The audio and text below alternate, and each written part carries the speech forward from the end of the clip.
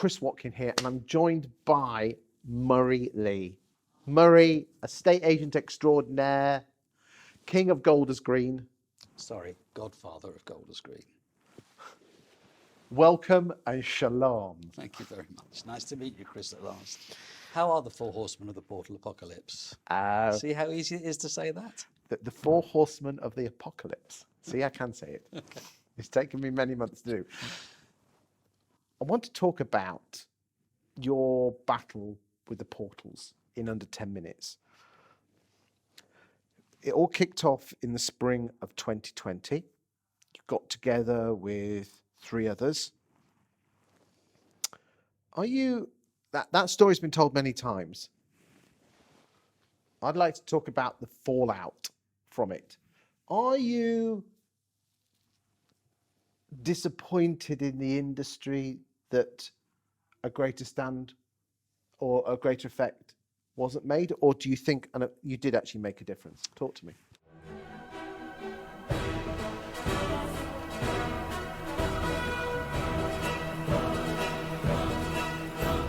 I think we made a difference financially.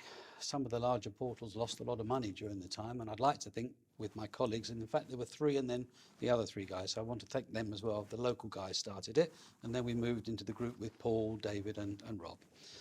We had a financial effect on them, and we had a media effect on them as well, and they changed their views, I think, permanently about how they deal with their clients. Yes, I'm saddened that it didn't go any further than it's got.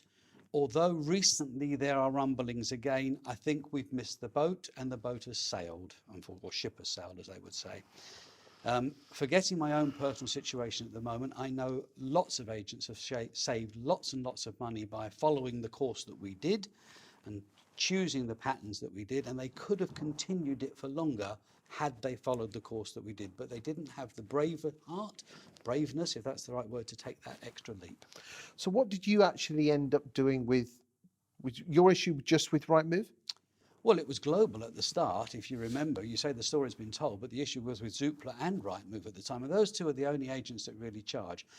Zoopla actually, in my opinion, gave a fair value for money, around what I was paying at the time, which was £700 a month. Rightmove was basically double or about to be. And I never felt that they were offering fair value for money, neither did the local agents before I met the other 3 guys.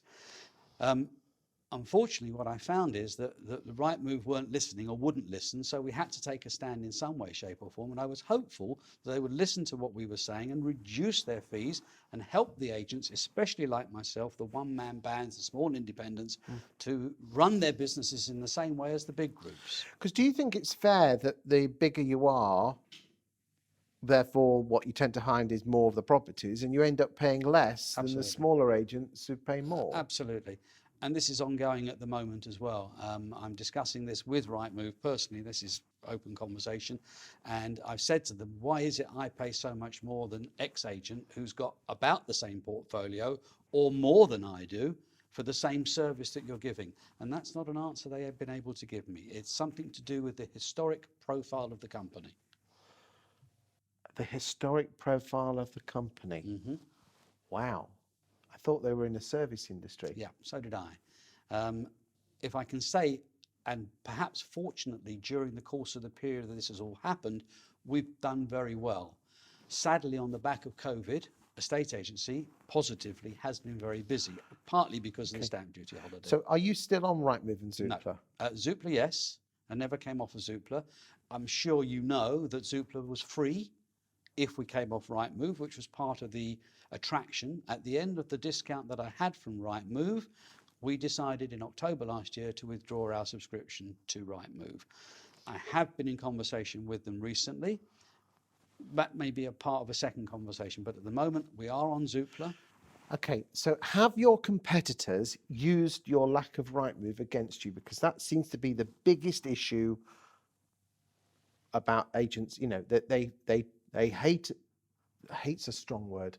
They dislike paying all that money to Rightmove, but their biggest fear is that we used against them on their doorstep. Absolutely. When they're up against. That's the hardest thing to deal with. Honestly, I don't believe I've lost an instruction because of it. I may not have been chosen as the agent that they went to overall, with Rightmove as one of the factors. I can count on my hands, I'm going to contradict myself, 2 instances where I didn't get the instruction, one sale and one letting, where they actually said, because you're not on Rightmove. But I can converse that the other way around and say I've got instructions that I got regardless of whether I was on. I have an email from one client that says, I don't care as long as it's out there. And have you heard what your competitors are saying against you? No, because I'm not there at the time they go and do the interviews. But when I've gone to do my valuation, the vendors haven't said to me, so-and-so said that you're not on Rightmove. That's not been a conversation. Do you declare that to Yes, them? absolutely. And what is you, to help the people watching, what do you actually say to people? Let's pretend I'm Chris Watkin, El Punter, who owns a big property in Golders Green. If you just want to put your property on a portal, you can do it yourself. You need somebody with my experience, with my knowledge, with my local connections to sell your property and see you all the way through the process from start to finish. If I can say, recently I've sold properties without them even appearing on any portal anywhere. I have a sold board up at a house which never saw the light of day. I took an instruction last week that hasn't been enlisted anywhere. I've been on holiday this week and I've had offers on the property before it's even gone anywhere. You don't need portals, whichever ones they may to be, whichever one you choose to be on. It's the person that sells the property. Well, in fact, actually, I contradict, the property sells itself. You've got to be good enough to get it through. Because we say we're in a people business, yes, but then it seems that we rely everything on the portals. Absolutely. It's like the portal becomes the best member of staff. No, definitely not.